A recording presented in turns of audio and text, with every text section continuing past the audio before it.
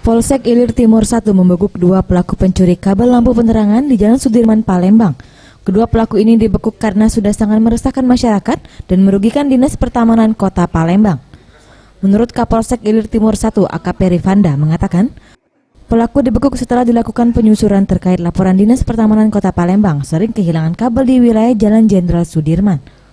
Untuk modus sendiri, pelaku membagi tugas. Satu pelaku bertugas memotong kabel dan satu pelaku bertugas menggulung kabel yang sudah terpotong.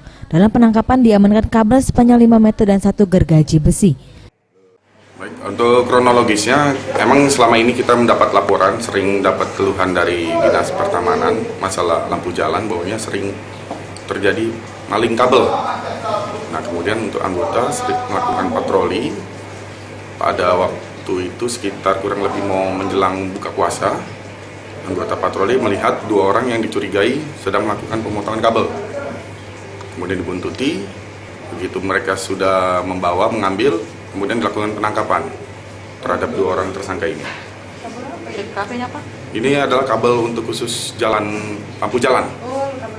Jadi yang dirugikan ini dari Dinas Pertamanan, kalau tidak salah.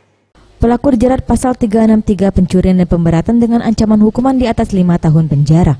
Farelio Satria, Septian Rizky, Sriwijaya TV.